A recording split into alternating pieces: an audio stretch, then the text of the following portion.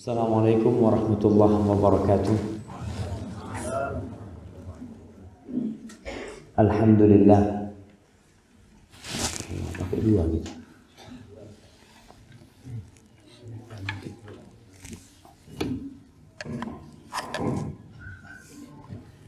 Alhamdulillah. Alladzi jama'ana 'alal huda wat tuqa.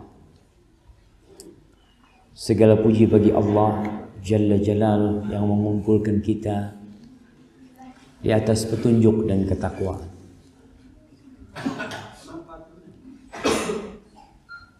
Kita kumpul di rumah Allah, meninggalkan tempat tinggal kita, melangkahkan kaki ke rumah Allah, salat dengan satu pimpinan. Tatkala imam bertakbir, kita pun bertakbir. Tatkala imam ruku, semuanya ruku. Ketika imam sujud, tidak ada satupun dari kita kecuali meletakkan keningnya di bumi Allah. Allah menjadikan kita bersaudara, walaupun kita tidak dilahirkan dari satu rahim. Itulah keindahan nikmat yang Allah berikan kepada kita. Allahumma salli wa sallim ala sayyidina Muhammadin wa ala alihi wa ashabihi ajma'in. Ya Allah, semoga salawat dan salam senantiasa Engkau curahkan untuk hamba kekasih-Mu, untuk baginda Nabi kita Muhammad sallallahu alaihi wasallam, yang beliau diutus sebagai rahmatan lil alamin. Kasih sayang untuk alam semesta ini, sehingga azab Allah tuh nggak turun ketika Nabi ada. Dan ketika hamba-hambanya terus beristighfar kepada Allah. Semoga salawat itu bersambung buat istri-istri Nabi, putra-putri Nabi, anak keturunan Nabi, dan seluruh sahabat Nabi. Semoga Allah meridai kita bersama mereka. Amma ba'd. Jamaah, anak bahagia banget bisa sampai ke sini. Cuma anak tadi waktu mati lampu, anak mau siap-siap lari jemaah, tapi ditutupin di sini, mana lari ya? Tapi subhanallah jemaah, anak dengar cerita banyak tentang saudara-saudara kita di Lombok, tentang perjuangan mereka, tentang kesabaran mereka, tentang pasrah mereka, tentang keyakinan mereka. Anak tadi malam sempat mampir ke salah satu pesantren. Kita dijamu di masjid, tapi masjidnya anak lihat kotor sekali. Hanya sedikit yang dibersihkan. Mungkin 1/10 masjid yang digunakan untuk menjamu kita makan. Ana tanya, Ustaz, kenapa masjidnya kotor? Kata dia, sudah sebulan kita nggak sholat di masjid. Ana sampai sini yang katanya tempat pusatnya gempa, kita sholatnya di masjid. Masya Allah. Ini menandakan orang-orang yang ada di sini, Masya Allah. Orang-orang yang dikasih keimanan lebih sama Allah. Mudah-mudahan sebagaimana Allah mengumpulkan kita di rumahnya di sini, Allah mengumpulkan kita di surganya. Allahumma amin. Jamaah rahimakumullah. Ana ingin berbincang tentang sebuah amal yang kebanyakan di antara kita meremehkan amalan ini, yaitu istighfar. Coba kita semua tanya sama diri kita, berapa kali dalam sehari kita istighfar? Jangan berpikir istighfar itu untuk orang yang banyak dosa.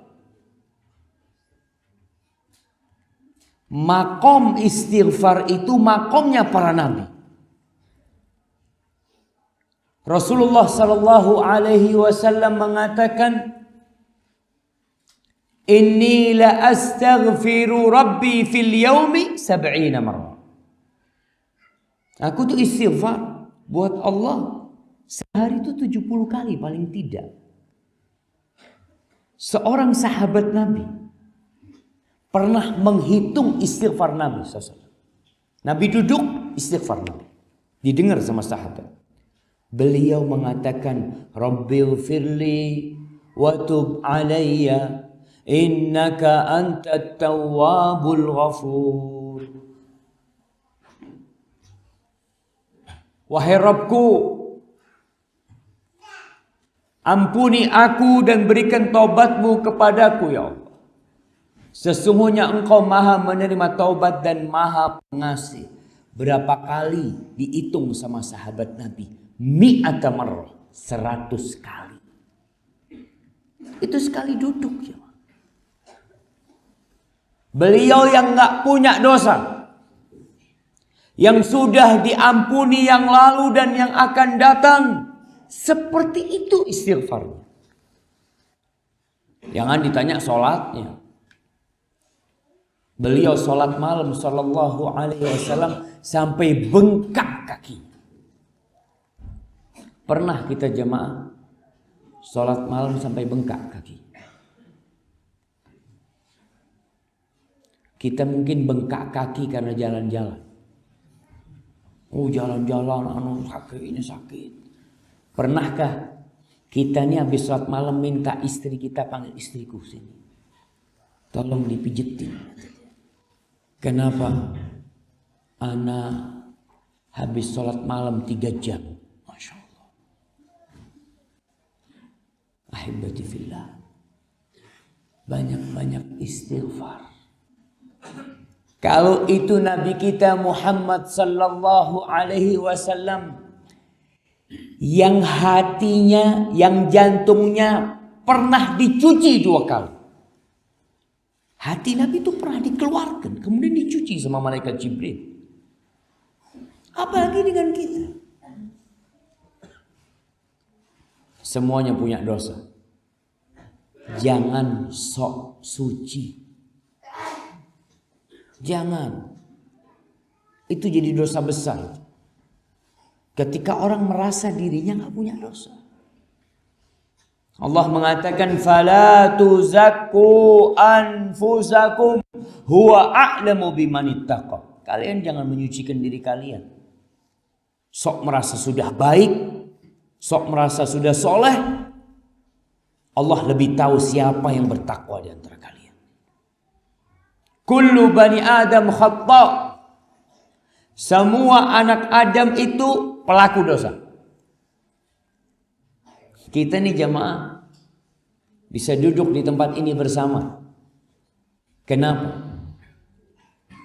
Kita bisa berdekatan nih. Ada yang di belakang, ada yang di sebelah. Karena Allah menutupi dosa-dosa kita. Kalau dibuka tuh dosa-dosa kita, wallahi nggak mungkin, nggak ada yang mau dengarkan ceramah di sini. Nggak ada yang mau duduk sama bapak-bapak di sebelah. Wa khairul khatta'in at-tawwabun. Dan sebaik-baiknya orang yang melakukan dosa itu yang tobat.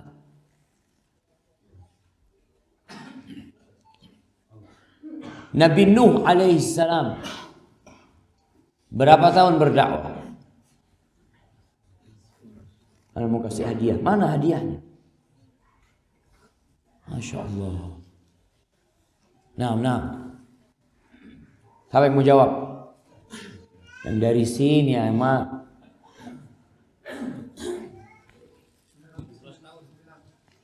999. Ya, kasih hadiahnya Mustafa. Mana hadiahnya? Kirim ke sana hadiahnya. 999. Ini jawabannya hampir benar. Hampir benar. Yang dari Sembalung mana? Nah, 940 tahun. Kasih ini hadiahnya. Kirim hadiahnya. Nah, ya jawaban 940 tahun ini kurang tepat. 450 tahun kasih hadiahnya. Nah, tunggu banyak kamu jawab nih. 450 tahun. Nah, ini kurang banyak yang ini jemaah. 915 tahun kasih hadiahnya nih. Nah, yang di belakang 950 tahun kasih 2. Ini yang benar 950 tahun jemaah. Masya Allah. Yang salah dapat hadiah juga jemaah. 950 tahun. Kok masih ada yang tahu? Udah selesai. 950 tahun. 13 tahun. Kasih juga hadiahnya nggak apa-apa. Nah, jawaban yang benar 950 tahun. Mana yang ngomong 13? Kasih hadiahnya nggak apa-apa. Nah, kirim hadiahnya. 950 tahun. Kaumnya nggak ada yang mau beriman, kecuali sedikit.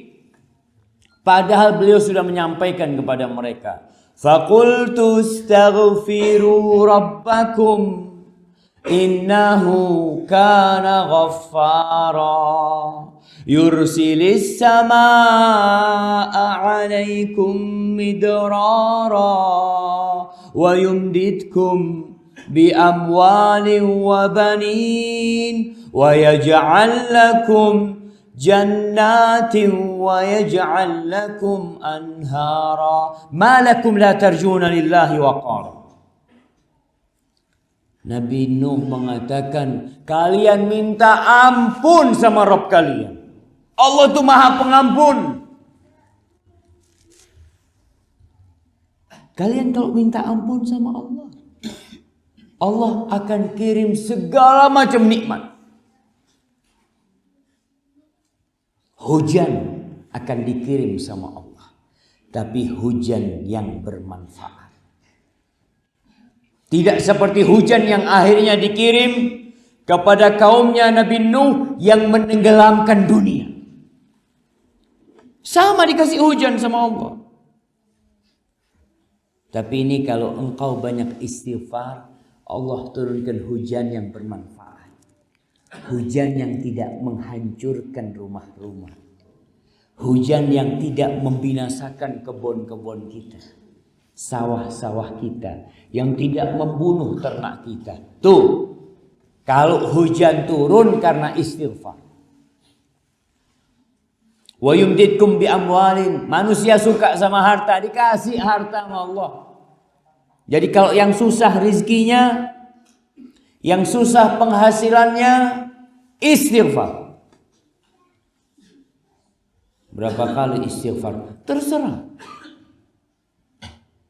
100 kali paling tidak sekali duduk. Dihitung.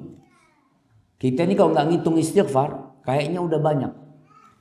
Astaghfirullah, astaghfirullah, astaghfirullah, astaghfirullah, astaghfirullah, astaghfirullah. Udah 20 berapa itu dia? Padahal baru 6 dia. Tapi karena nggak dihitung merasa sudah banyak. Setan tuh godain kita. Kalau suruh ibadah seakan-akan berat. Pernah melihat orang main bola 5 menit berhenti? Nggak ada, nggak capek dia loncat-loncat. Lari sana, lari sini, Masya Allah. Ada orang yang kuat naik gunung, Masya Allah. Tapi nggak kuat ke masjid. Naik gunung kuat kakinya. Ada azan di masjid, dekat masjidnya. nggak kuat kakinya. Bang, nggak ke masjid bang. Aduh, nggak tahu capek kakinya. Masya Allah, ke gunung kuat, ke sawah kuat, jauh sawahnya. Berangkat, dingin berangkat. Oh, banyak istighfar yang membuat kita susah beribadah itu dosa. Susah untuk baca Quran dosa yang menyebabkan kita nggak bisa sholat ke masjid, itu yang melilit kita tuh dosa kita. Buktinya kita ke pasar kuat. Bapak-bapak kuat nggak ke pasar? Kuat. Ke sawah kuat nggak? Kuat. Ke masjid? Ya kadang kala kuat. Tergantung kondisi. Ingat, dikasih harta sama Allah. Jadi jangan dipikir cari rezeki itu hanya ke sawah. Orang berpikir cari rezeki gerakkan tangan, berkeringat, mencangkul. Itu tuh dapat datangkan rezeki. Istighfar juga mendatangkan rezeki. Bahkan dari arah yang tidak disangka-sangka.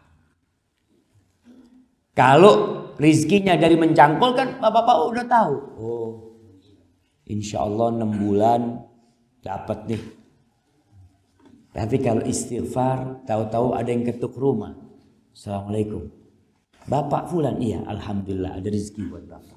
Masya Allah. Mau yang mana? Yang nunggu 6 bulan? Apa yang nunggu di rumah? Mau dua-duanya, Ustaz. Usaha tetap usaha. Bekerja tetap bekerja. Istighfar terus dijalankan.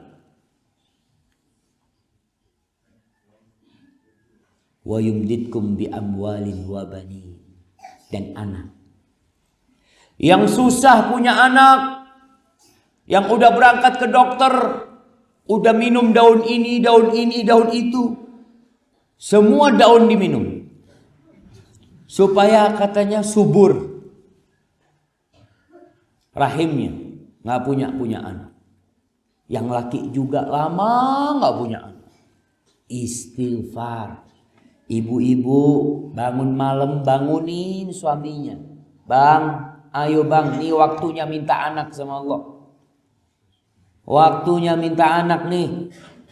Istighfar sekarang tuh orang-orang soleh. Istighfarnya kata Allah, wabil ashari hum yastaghfirun. Di waktu sahur mereka istighfar. Duduk istighfar. Bangunin suami. Kalau yang bangun dulu suaminya, bangunin bininya. Dek, bangun. Beda nggak cara bangunin suami ke istrinya dan istri kepada suaminya? Siapa yang pernah bangunkan istrinya sholat malam? Bapak-bapak. Gimana caranya? Bangun. Sambil marah-marah gitu, kasih hadiah. Mana nih yang bagi-bagi hadiah? Kirim hadiahnya. Nah, ibu-ibu yang pernah bangunin suaminya sholat tahajud, angkat tangan. Nah. Coba gimana caranya? Ya, silakan ibu. Berdiri.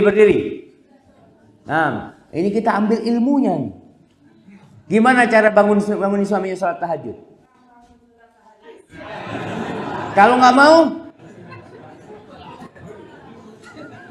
kasih hadiah. Masya Allah jemaah. Jadi nggak ada yang pelan-pelan ya dibisikin suaminya. Ada nggak yang bangunin? Ini ibu-ibu masuk sebelah kiri, masih ada tempat di situ.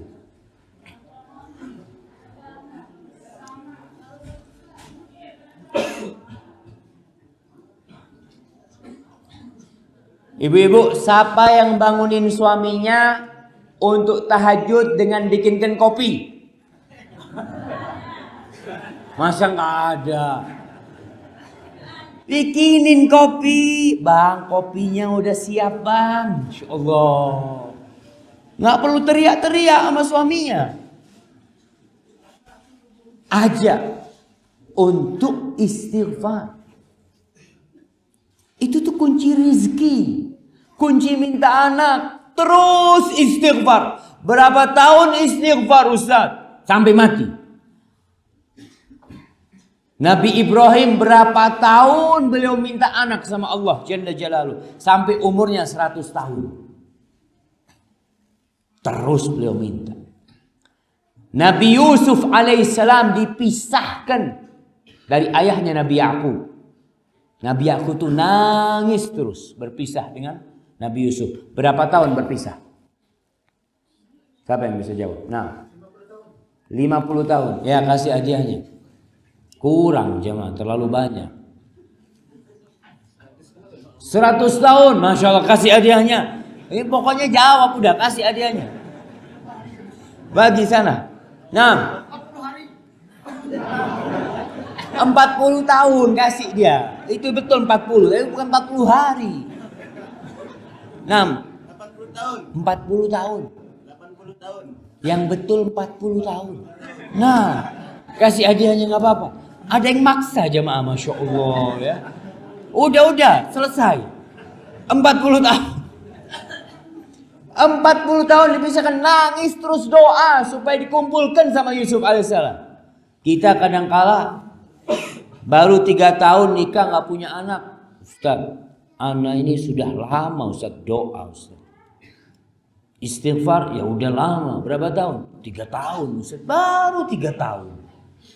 Nabi Nuh berapa tahun? 950 tahun. Antum 950 tahun. Baru bilang lama. Baru 3 tahun terus istighfar. Sambil usaha, tetap usaha. Wa yumdidkum bi amwalin wa banin wa yaj'al lakum jannatin wa yaj'al lakum anhara. Allah bikin negeri kalian penuh dengan taman-taman yang indah. Kebun-kebun yang indah. Subhanallah. Jangan berpikir, Ustaz, kita kan di Indonesia Masya Allah udah Ustaz. Artinya kebunnya, anak tidur di tengah-tengah kebun bawang. Kebun Lombok, Masya Allah. Udah Masya Allah. Tapi ingat, kalau kita nggak banyak istighfar, bisa jadi di waktu panen Allah kirimkan hujan ludes. Di Jawa tuh ada puluhan hektar orang-orang tanam bawang. Sebelum panen Allah kirim hujan semalam. Busuk panennya.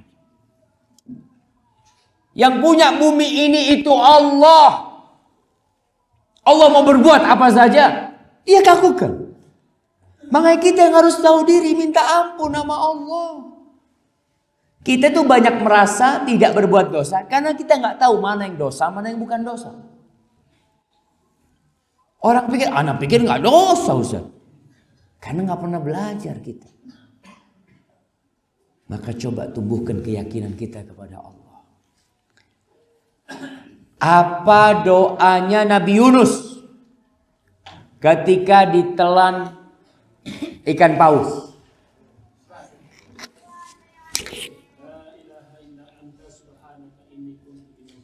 Masya Allah, kasih itu. Nabi Yunus jamaah. Beliau berdakwah kepada kaumnya yang jumlahnya 100.000 atau lebih 100.000. Itu kaumnya nggak ada yang beriman. Akhirnya Nabi Yunus meninggalkan kaumnya. Dia mau berdakwah di tempat lain, tapi Allah belum ngasih izin sama dia untuk pergi. Akhirnya naik kapal. Kapal itu subhanallah goyang terus. Ombak begitu dahsyatnya, hampir karam itu kapal. Kata mereka, ini nggak bisa nih. Kayaknya harus ada yang berbuat dosa nih di kapal kita nih, harus dikeluarkan. Diundi. Udah kelebihan muatan juga kapalnya mungkin. Diundi. Keluar namanya Nabi Yunus. Kata mereka, nggak mungkin, Nabi Yunus ini orang soleh. Gimana mau dilemparkan ke sana? Di undi yang kedua keluar namanya Nabi Yunus lagi. Kata mereka, gimana? Nggak mungkin. Ini orang soleh Nabi Yunus alaihissalam. yang ketika Nabi Yunus dilemparkan ke lautan, langsung ditelan oleh ikan paus. Dibawa ke dasar lautan di malam hari. Nabi Yunus tahu dengan kondisi dirinya. Lalu dia mengatakan, La ilaha illa anta subhanaka inni kuntu minadh dhalimin. Tiada ilah, tiada Tuhan yang berhak disembah kecuali Engkau ya Allah. Maha suci Engkau ya Allah. Aku termasuk orang-orang yang zalim. Tuh Nabi Yunus seperti itu. Kita kadang-kadang merasa gak punya dosa. Coba kita bareng-bareng baca doanya Nabi Yunus. Hafalin semuanya. La ilaha illa anta subhanaka inni kuntu minadh dhalimin. Baca. Kata Nabi sallallahu alaihi wasallam, doaul makrub. Doanya orang yang sedang kesusahan. Mada'a bihi abdun. Tidak ada seorang hamba pun yang berdoa dengan doanya Nabi Yunus. Kemudian dia dalam kesusahan, melainkan Allah akan hilangkan kesusahan dia. Dikeluarkan tuh Nabi Yunus dari perutnya ikan paus. Masya Allah.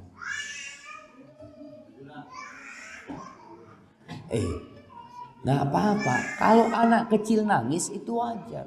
Nabi SAW kalau sholat, lalu dengar suara anak kecil nangis, sholatnya dicepetin. Kita ceramahnya dicepetin juga. Itu pertanda kalau sudah cukup kajiannya. Kita sampai jam berapa buta apa? Masya Allah, Masya Allah. Ingat tuh, baca tuh doanya Nabi Yunus. Terus baca. Kita ini lagi susah, lagi punya masalah, yang rumahnya hancur, yang kebunnya rusak, baca la ilaha illa anta subhanaka inni kuntu minadh dhalimin. Gak usah cari kambing hitam. Ini gara-gara salahnya fulan. Nah, perlu. Ana yang harus minta ampun sama Allah. Ahibbati fillah. Kita lihat ada banyak amal soleh yang ditutup dengan istighfar. Habis sholat kita baca apa? Istighfar. Astaghfirullah, astaghfirullah wa atubu ilaih. Astaghfirullah, astaghfirullah. Terus kita istighfar. Emangnya kita habis berbuat dosa? Kita habis sholat, habis menghadap Allah, kok disuruh istighfar? Tuh, ada orang yang sholat hanya dapat pahala 1/10. Sholat dapat pahala hanya 1/8, 1/5, 1/4, setengah. Ada yang gak dapat apa-apa dari sholat. Maka kita disuruh istighfar dalam rangka menyempurnakan sholat kita. Ada orang yang sholat Allahu Akbar, melihat imamnya bacaannya amma yatasaalun. Aduh, panjang banget sholatnya. Istighfar tuh. Istighfar tuh. Kita kan sudah gak benar sholatnya. Rukuknya imam panjang. Ini siapa imamnya ini ya? Jadi antum sholat tapi gak benar sholatnya. Berapa banyak orang yang tidak merasakan ketika at-tahiyat, ketika dia mengatakan assalamu alaika ayyuhan nabi wa rahmatullah wa barakatuh. Kita gak hadir, kita tuh sedang salam sama Nabi sallallahu alaihi wasallam. Tapi antum pikirannya kemana-mana. Pikirannya, ini gimana kalau gempa ya? Ana mau lari dari pintu yang mana? Lihat pintunya. Wallahi jemaah. Banyak ibadah kita, sholat kita itu nggak sempurna. Baca Al-Fatihah, mikirin sandal.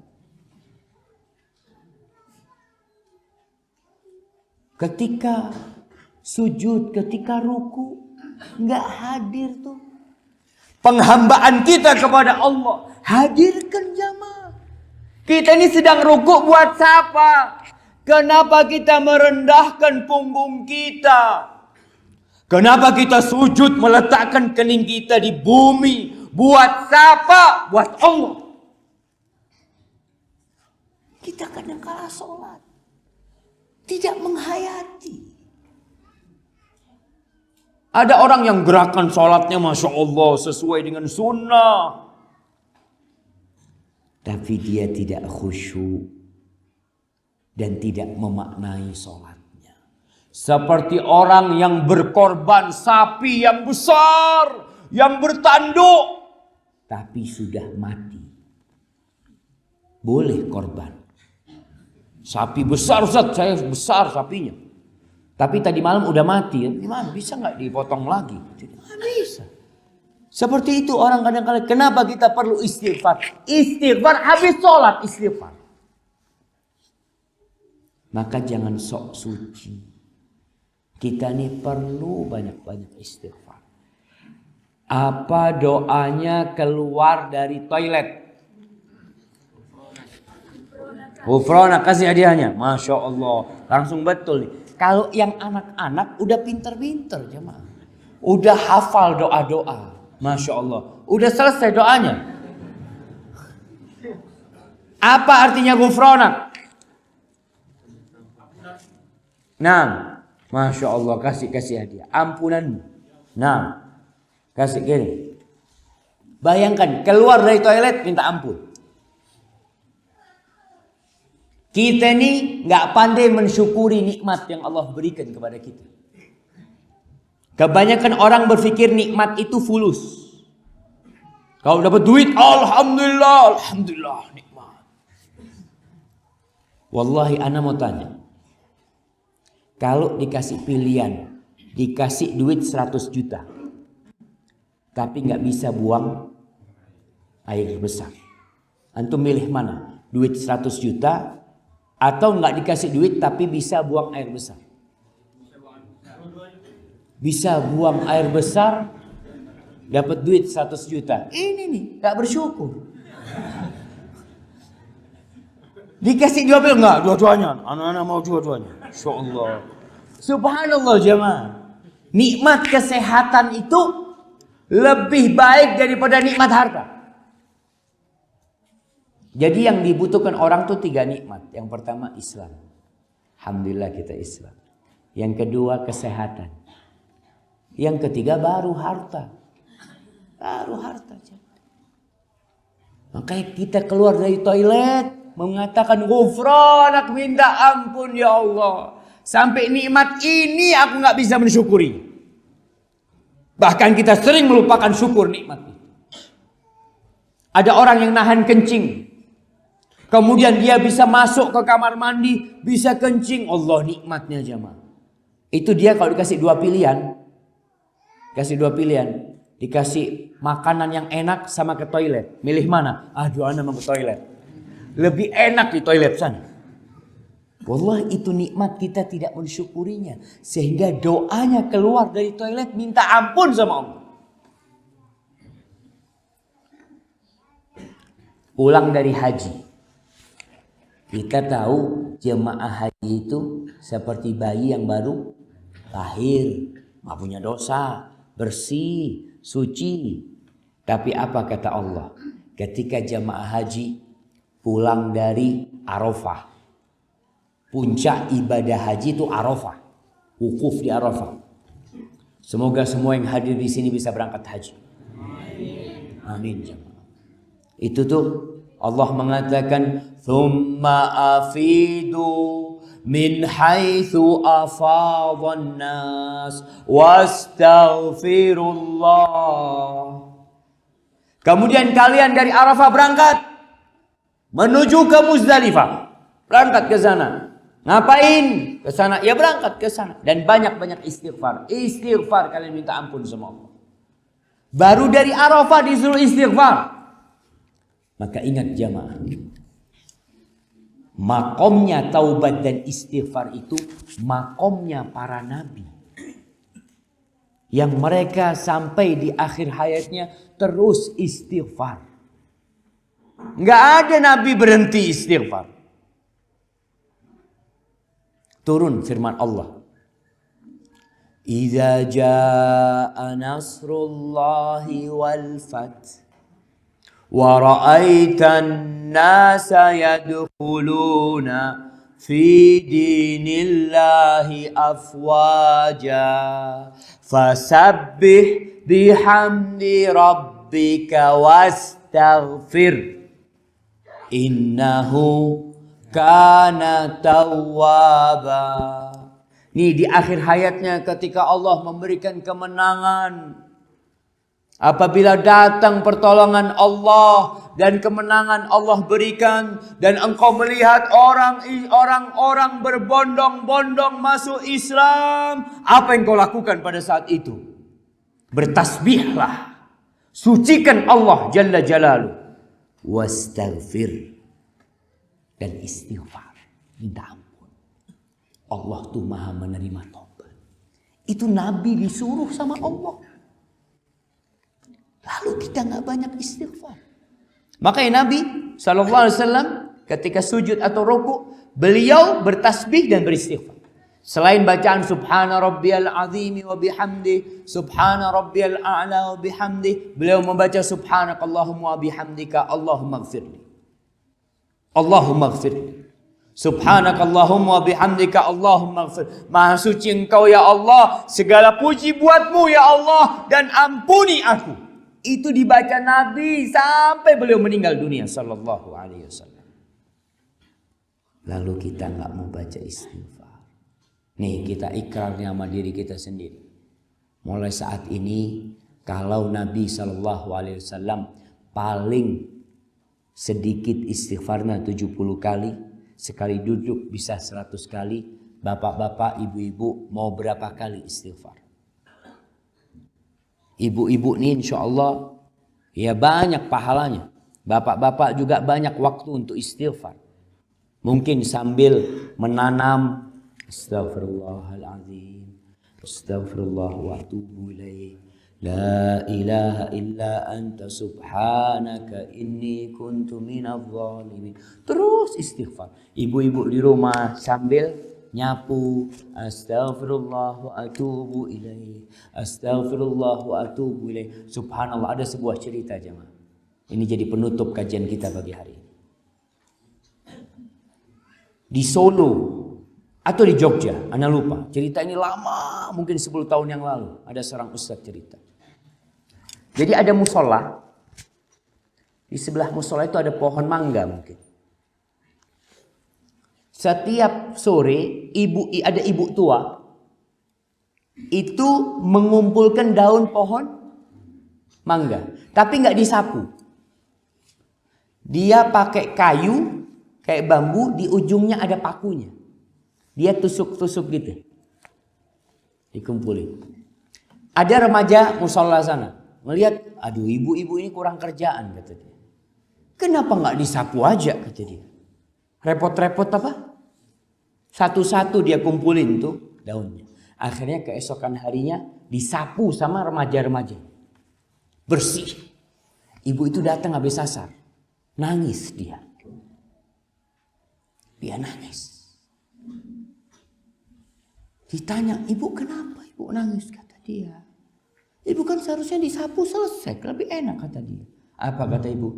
Enggak, anak itu dengan setiap daun itu bersolawat buat Nabi SAW. Setiap satu daun dia mengatakan Allahumma salli wa sallim ala Muhammad. Allahumma salli wa sallim ala Muhammad.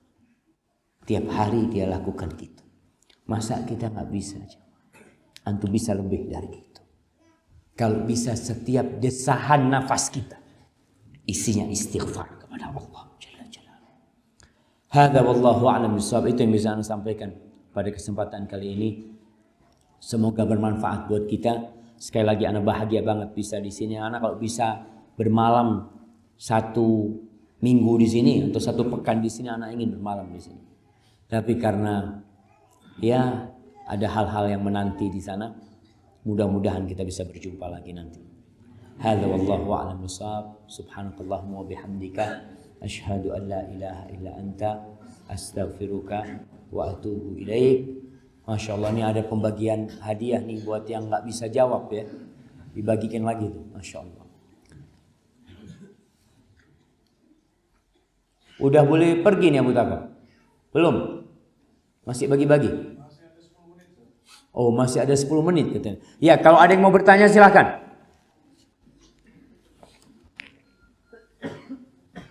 Jamaah. Nah, silakan. Waalaikumsalam warahmatullahi wabarakatuh.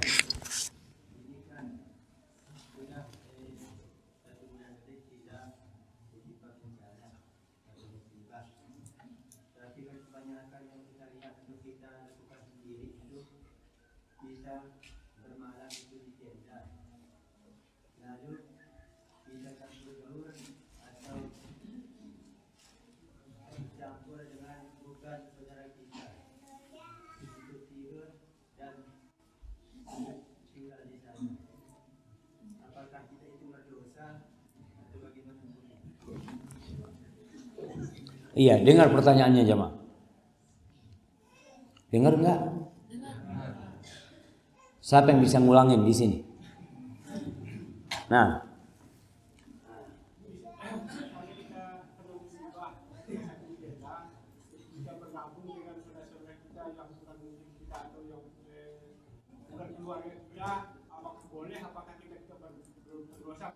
bukan misalnya, sudah terjadi. Nah, kasih hadiah. Yang tanya kasih hadiah juga tadi bang.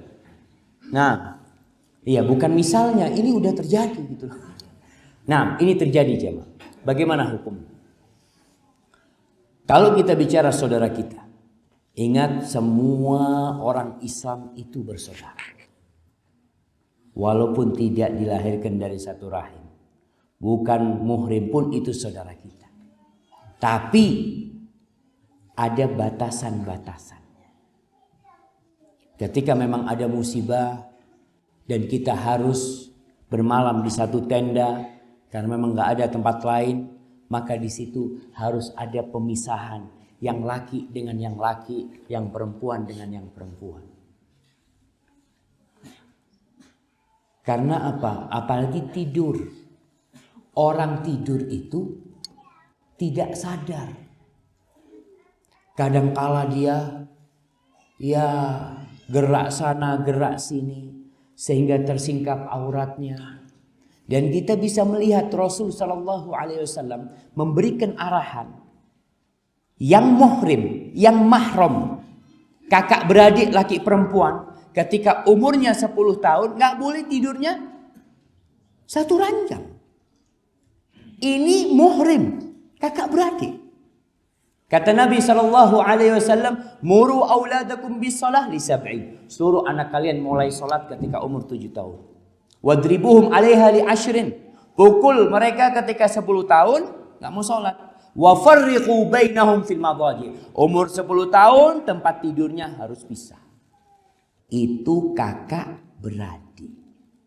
Karena apa? Bagaimanapun laki perempuan ini jamaah, itu ada magnet. Sehingga perlu ada pembatas. Kenapa sekarang ibu-ibu di belakang, bapak-bapak di depan? Kira-kira gimana bapak-bapak kalau sholat di sebelahnya ada ibu-ibu? Istrinya siapa ini sebelahnya?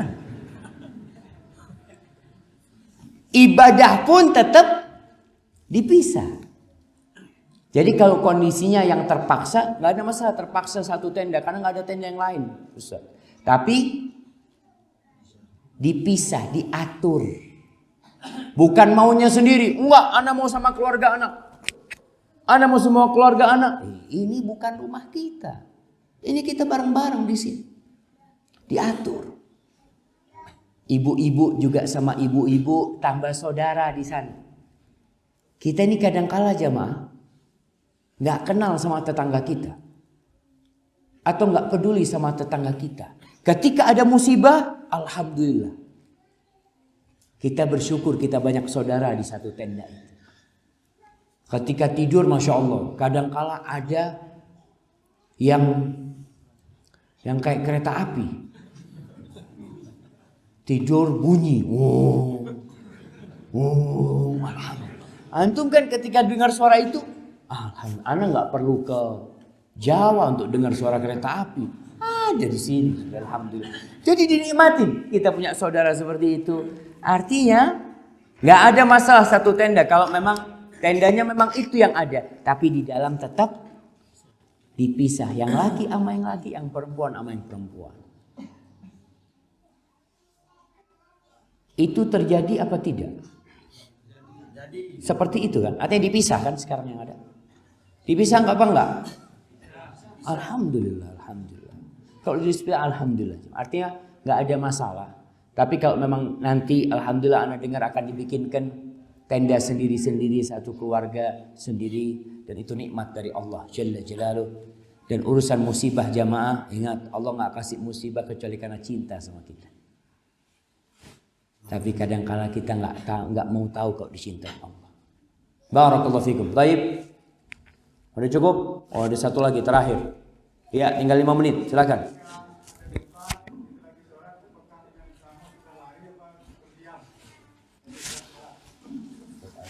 Masya Allah. Ana dari tadi nungguin air. Ana cuma malu mau minta air sama orang Sembalu. Siap, jazakallah khair. Bismillah.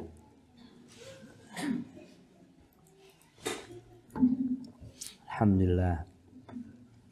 Ini dari kulkas akhirnya. Masya Allah. Ketika sholat terjadi gempa, nggak boleh lari. Tetap sholat. Kalau sholatnya di lapangan. Ada apa antum lari?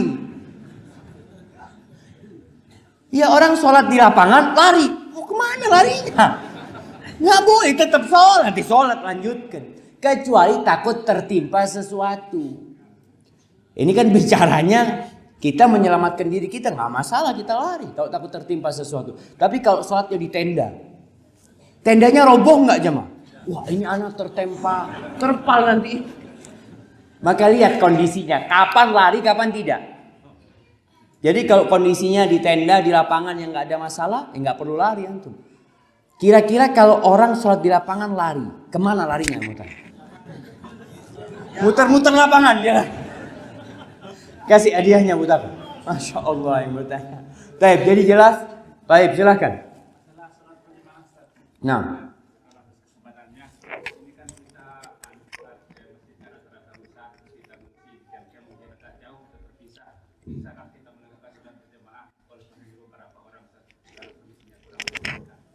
Masya Allah jemaah. Dengar pertanyaannya jemaah. Nih orang kan masjidnya pada ambruk semua. Ya nggak semua ya, banyak. Alhamdulillah masjid kita tidak, alhamdulillah. Tapi banyak yang mungkin tidak bisa sholat di masjid. Akhirnya mereka di camp-camp. Apakah boleh mereka melaksanakan jamaah di camp-camp mereka dengan jumlah jamaah yang mungkin ya 5 orang, 10 orang, 20 orang, subhanallah. Salah satu keistimewaan umat Nabi Muhammad SAW. Dan itu anugerah Allah kepada baginda Nabi kita alaihi salatu wassalam. Beliau mengatakan wa ju'ilat liyal ardu masjidan wa tahur. Dan Allah menjadikan buat aku bumi ini semuanya masjid. Enggak harus ada bangunan masjidnya. Jadi kalau memang di tenda sana kita mau sholat berjamaah bikin, enggak harus di bangunan masjid. Bangun gelar di depannya tenda umpamanya sholat berjamaah di sana. Tapi kalau ada tenda, beberapa tenda, usahakan sholat berjamaahnya 1. Artinya 3 tenda umpamanya. Ya udah bikin di halaman di mana. Dan ingat nggak harus pakai sejadah. Tadi hadis Nabi SAW, Allah menjadikan bumi ini semuanya tempat untuk sujud dan suci. Bumi ini suci. Bisa jadi sawah itu lebih suci dari karpet kita. Kalau memang nggak ada yang najis di sana. Mungkin karpet kita kena macam-macam. Jadi ingat, nggak harus sejadah. Jadi bingung, Ustaz susah Ustaz kalau di luar nggak ada sejadahnya. Sejak kapan diwajibkan pakai sejadah kalau sholat? Apakah syarat sahnya sholat harus pakai sejadah? Nggak ada. Jadi silahkan tetap dirikin jamaah. Rasul Shallallahu Alaihi Wasallam ketika dalam masa yang penuh ketakutan, perang Khandaq, perang Parit, itu para sahabat dibagi-bagi per kelompok-kelompok untuk menggali parit. Mereka sholatnya di kelompok mereka masing-masing. Makanya akhirnya dikenal kalau yang berangkat ke Madinah itu ada tempat sab'a masajid, 7 masjid. Di lokasi yang berdekatan. Sebenarnya dulu itu bukan masjid. Itu hanya tempat para sahabat sholat ketika penggalian parit atau ketika pengamanan parit. Jadi mereka udah sholatnya nggak di satu tempat tapi di tempat masing-masing. Jadi nggak ada masalah. Hadza wallahu a'lam bishawab. Itu yang bisa Anda sampaikan. Kurang lebihnya mohon maaf. Subhanakallahumma wa bihamdika asyhadu an la ilaha illa anta astaghfiruka wa atubu ilaik. Assalamualaikum warahmatullahi wabarakatuh.